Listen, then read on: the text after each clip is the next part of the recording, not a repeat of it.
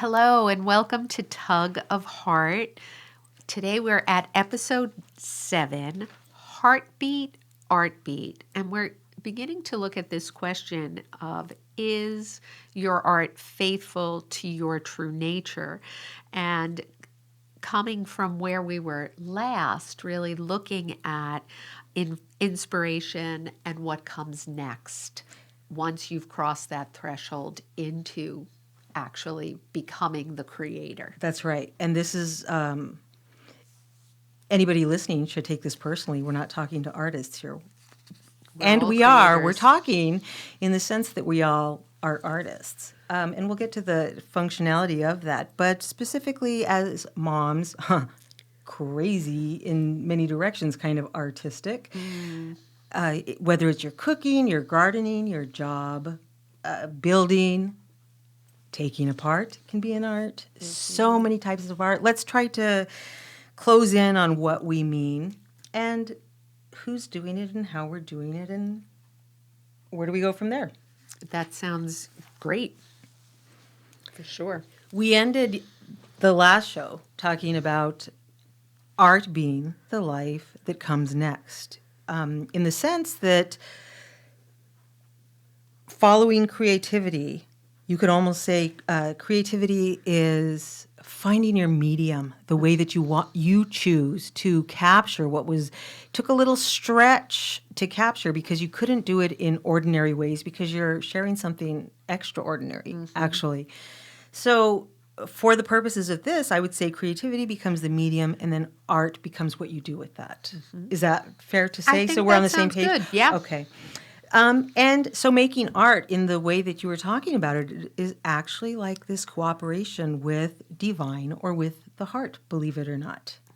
Completely. It's the choice to go there with the art making because, again, it's not about commodifying the art. That's right. It is really about art almost as a meditation of the heart, right? It's a way of heart meditation is to create art. And it's so invaluable, but it's funny you said about it being a commodity because ironically, a lot of people dismiss the artist in them because it doesn't hold a whole lot of value, not even an intrinsic value, which it should.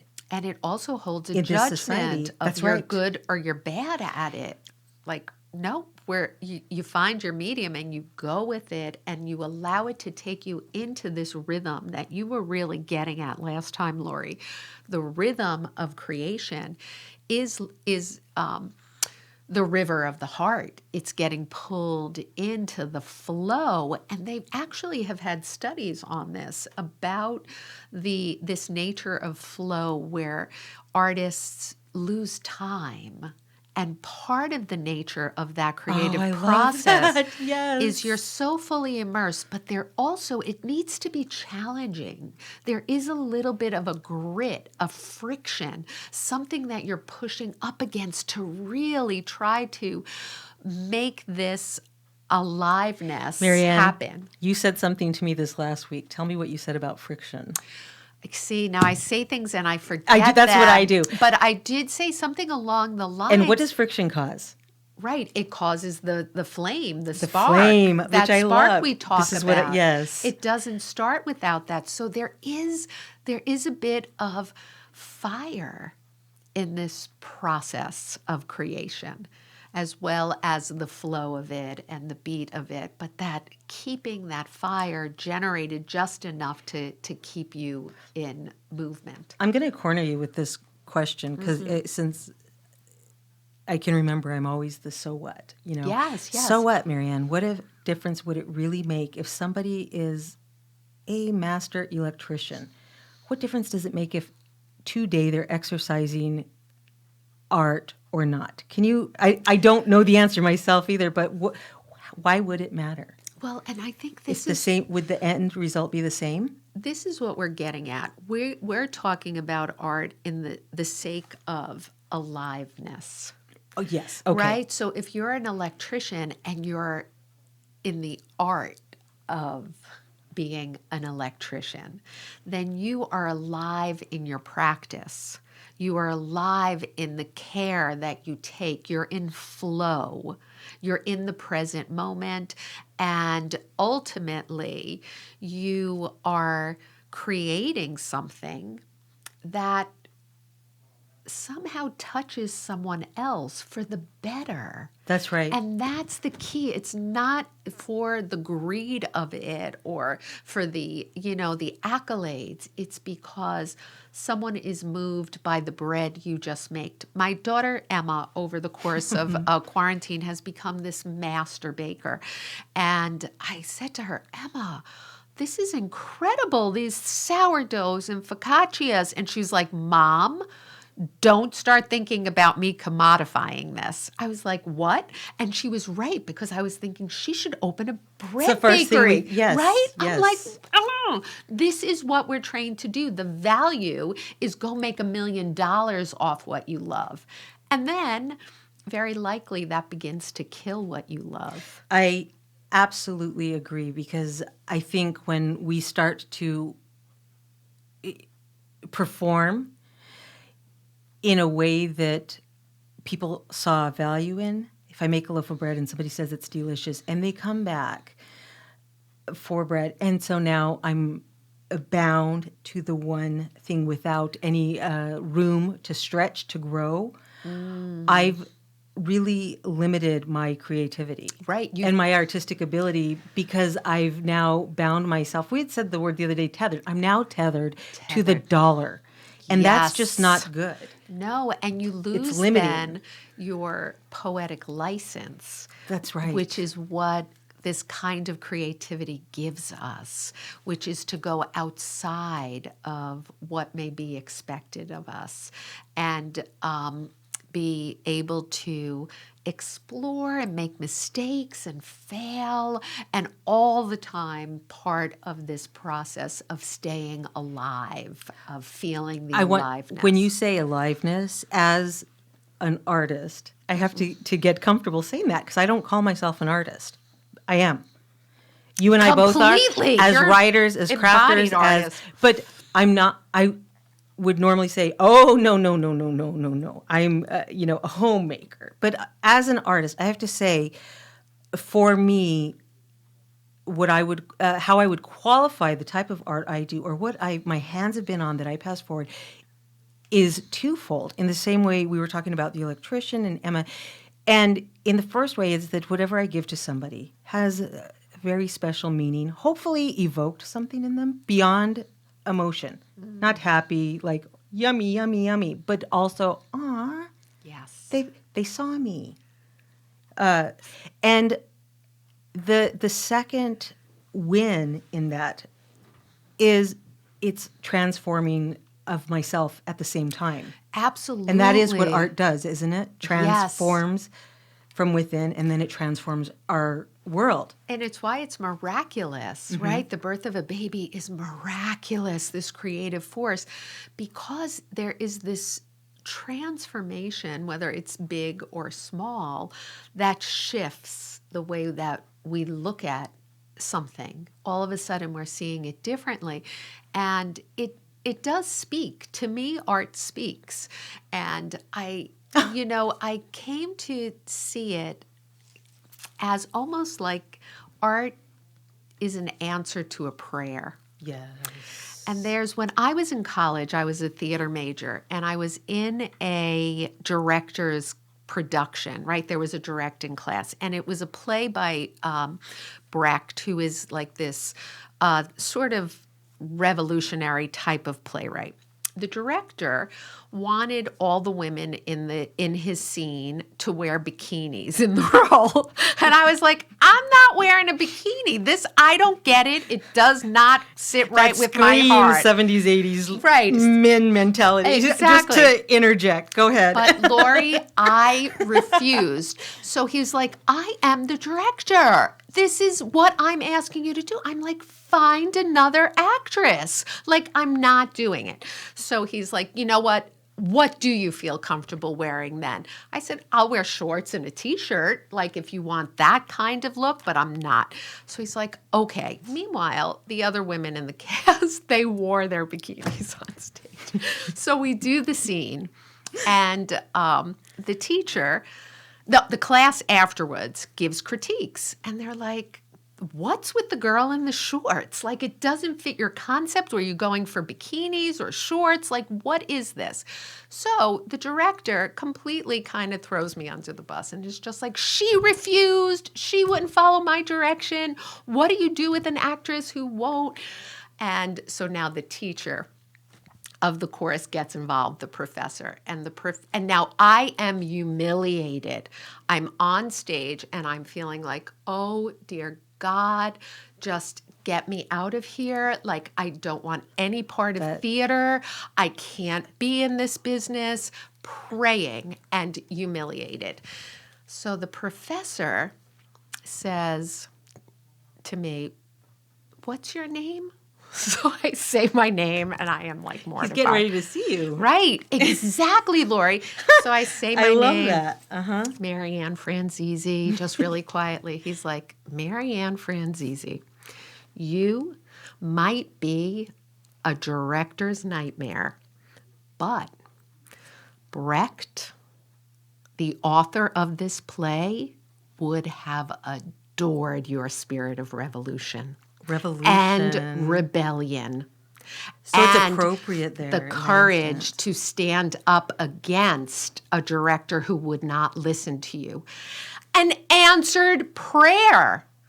It changed my look at performance. It's where I shifted from theater as entertainment to theater as therapy. I want to say, one statement. What I was picturing, I got goosebumps. I'm not saying this for affect. I got goosebumps, and this like fear washed over me hearing your story, because I just witnessed a moment that my son almost didn't have you. That first guy, I'm gonna cry. No, I'm gonna cry because my skin rose, Marianne, because that first guy was a horrible gatekeeper. What if you had not passed through the gate to be a gatekeeper in the future yourself and pass this on to children, this expression? In a moment, this is why we must be careful with heart that we cross in life. Well, yes. And even if he had a really good reason, his expression lacked creativity and artistic talent. And it lacked heart. Yes, that's exactly right. It was all about this vision that he wanted to put out there. And I couldn't go against my heart. And I even offered to quit, like find another actress, like whatever. But his kind of stubbornness and inability to be flexible, and maybe that is another piece of this that is part puzzle of being a good, we're putting together. I think it's part of being a gatekeeper. When I had thought of, in terms of the people that can foster this in others, the growth of art and expression, one of the things is that people need a safe environment where you can get honest and good feedback, but you're safe to get it wrong. Mm-hmm. Not that you were wrong in that instance, but had you been, because they had this vision, he should have been more somehow tactful about it, because that's his responsibility as a teacher and as a gatekeeper. And he signed up for that role. And people do have this tremendous responsibility when they sign up for it, whether they realized it or not. The moment it comes to fruition for you, this reality is that you have tremendous responsibility when you teach others and try to foster people's art, which is expression of their heart. What he was saying, and which is something I don't like. I'm going to tell you another story that you just brought to me. In a play, a performance we were doing, it was a talent show, and my mom was with me, and the parents were kind of in the girls' bathroom getting dressed. That's what we had at the time. And one of the girls that had gone on the stage before us, when she was running off the stage, she was playing guitar or some stringed instrument. She dropped it and it broke. Her mom whooped her in the bathroom. Went into a stall, but clearly we were all there. Wow. And when the mom walked out, I have to say, my My mom doesn't always hit the nail on the head, but in this case, she did. I was so happy. And she actually transformed part of me in this moment. She asked the mom, not the child, if she was okay. Interesting. And the mom was like, well, because of this. And she's like, no, really, are you okay? I wanted to know because whatever was you were experiencing had to be so bad. And almost, and now this part is poetic license. But the gist of what she said was it had to have been so big, what you were experiencing, that in this moment, this guitar and this production became more important than the soul of your daughter. And and what you chose to break in her, following what was already broken. Okay. Now I've expanded on it, but she did. She clearly said that and showed her upset with it.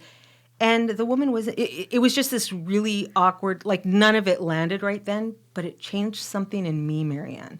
And I think that's why I have this reaction to you because when somebody gets it right, it stays with you. Well, Right? and absolutely. And what you're talking about too in the story of the talent show is there is a risk and there is a vulnerability in creating your art. Yes, you can create art just for the sake of creating it, be in the flow of it, use it as a meditation, as a therapeutic tool. But once you move into what you're talking about is sharing, That's right. being seen, there is a level of courage that it takes to expose that kind of vulnerability. And how it is received marks you. It marks your creativity going forward. And as human beings, we need to be conscious of it. Now, that's not to say we, say everything is a masterpiece, but that's not what we're There's going an objective assessment that's you have to be analytical about your own work also and accept Right. analytical feedback. Of course, but just this idea not- of the celebration of you were on stage and you played the guitar. All right, this broke. We'll get that fixed. That's not the point of it. You were brave enough to be out there and you performed. That then builds the risks that child would take next time in putting more of herself forward. Right. And I've actually heard you, sparks in my heart this week, at school have very thorough discussions with kids and respecting their tools and their mediums and supplies. Absolutely. No shame in that, but time and place. Yes. It should be said going into it. This is how I would like you to handle this. This is the plan. And the reason people need to have some confidence, children especially, and adults maybe in a weird way all the more because we're already walking around kind of wounded and lost. Yes. That's my Yes. experience of adulthood anyways. Absolutely. But the reason people deserve this gentleness with each other is because what we're trying to express matters big time. And art is the form that we use it in. One of the things, as a crafter, as I've gone up and down Long Island to shows or put the business online, one of the things that I told myself repeatedly that my dad used to say is like, there's no such thing as like, and this is doing it for commodity, to make money. But he had always said like, you cannot make scared money.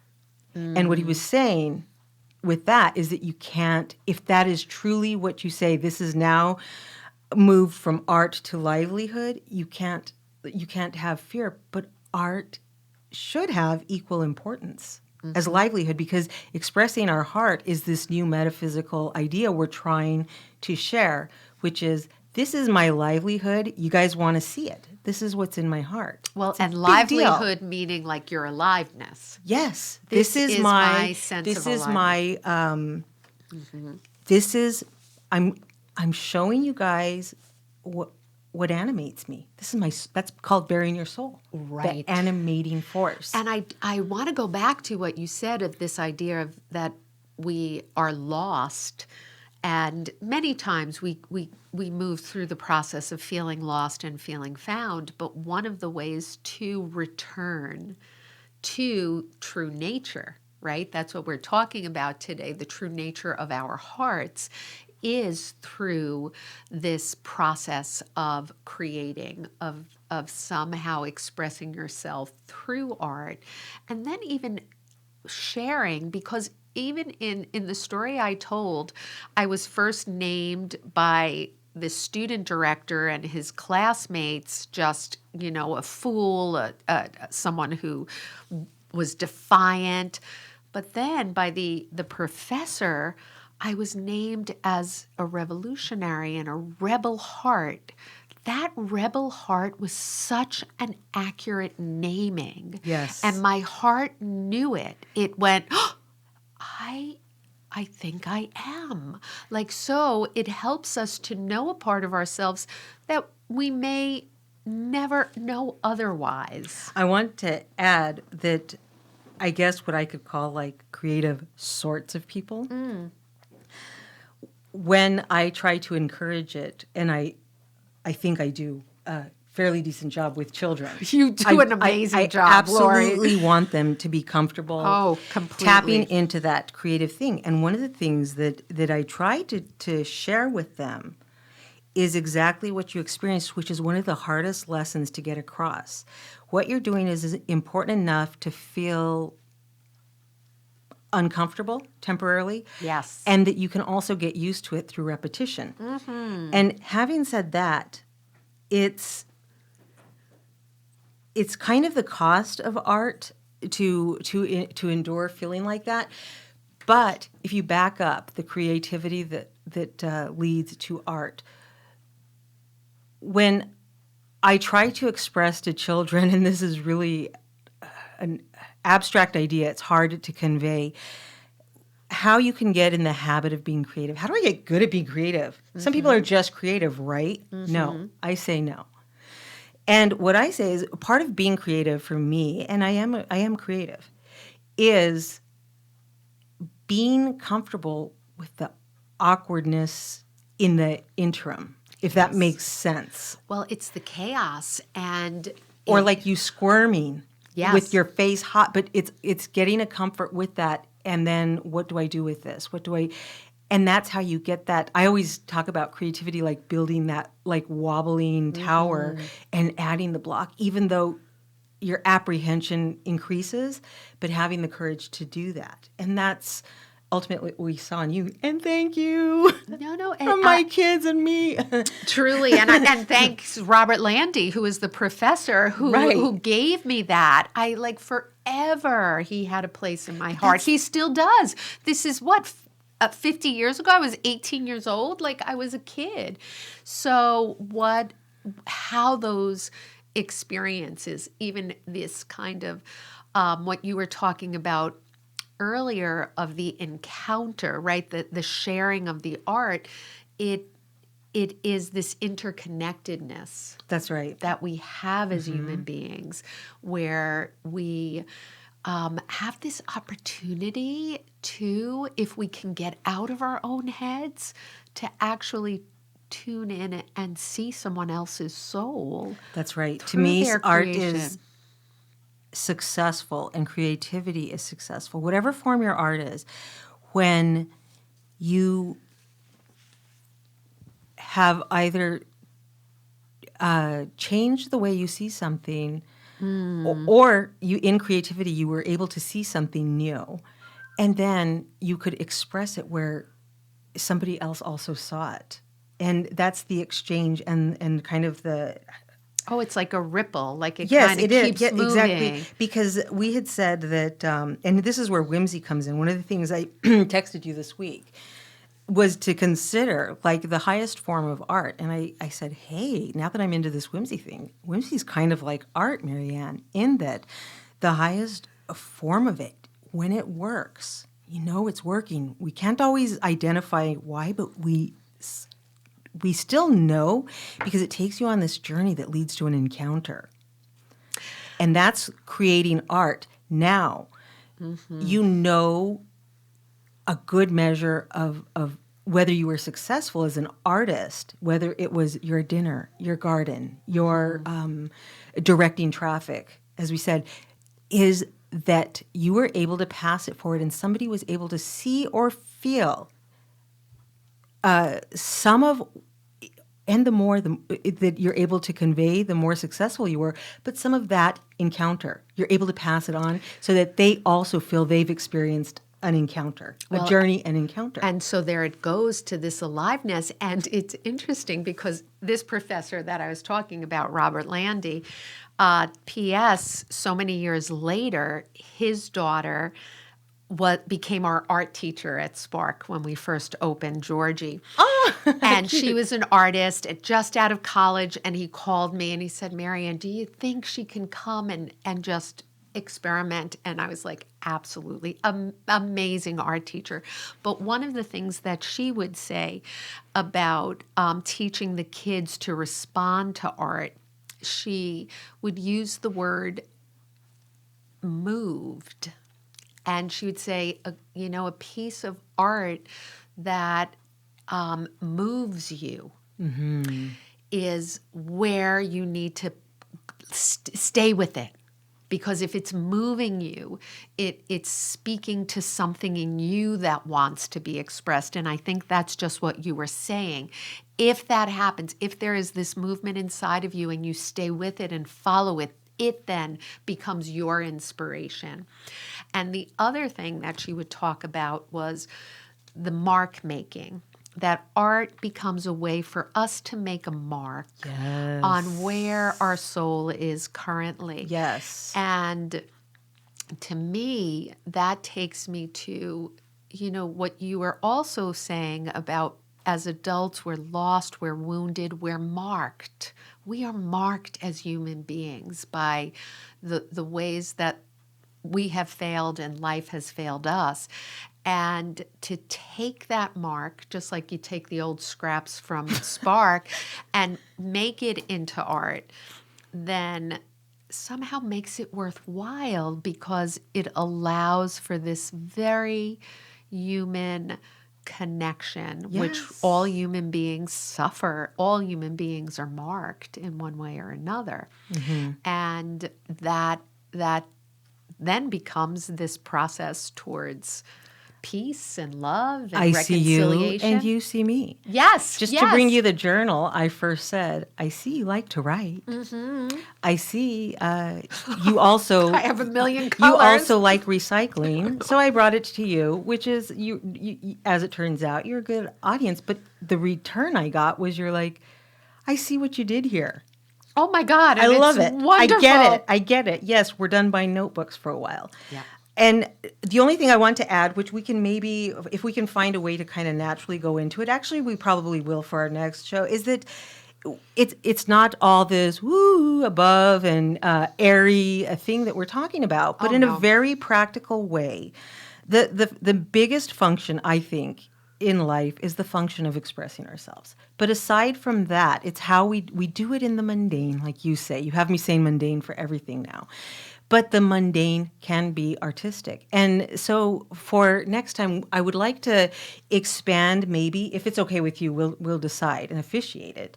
But like the functionality of art and then kind of how that expands into how we interact with each other and this aspect of the social heart. And I think we really are we've touched on it in a lot of different ways today in the way that art functions. And one of the main things as a takeaway is to just be able to kind of know that every heart is creative. There may be roadblocks to that. Maybe your mother broke your beat you because you broke your guitar and so you have a block there. But that wound too can be made into art. And there is this like beautiful kind of embodied prayer that I think might work nicely for it. And it's just 4 sentences to do. And the first is, I await, and you could fill it in, I await inspiration. Okay. And you just put your hands out open and awaiting. That's an embodied hopeful prayer. expectancy. Right. I love it. The second movement are your hands to the heavens, to the sky. I allow inspiration into my life. The third movement are the hands to the heart. I accept inspiration into my life. And the fourth one, which is my favorite, hands back out in front of you. I attend to my life with an inspired heart.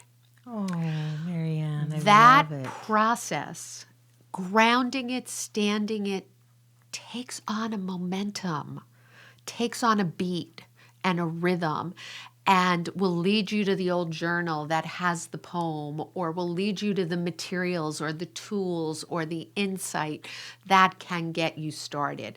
And part of this heartbeat, artbeat, is deepening the trust that all we have to do is ask for inspiration, and That's it right. will arrive. Mm-hmm. And so amen to that. And also, just to remember, no matter what anybody's told you, you are an instrument of art. You are an instrument in a more deep way of inspiration, and you serve to share that. You have been called to share that. You don't have to wait for somebody to say it. I'm saying it now because I know this to be true. So next time we'll move into what functions would you serve with that?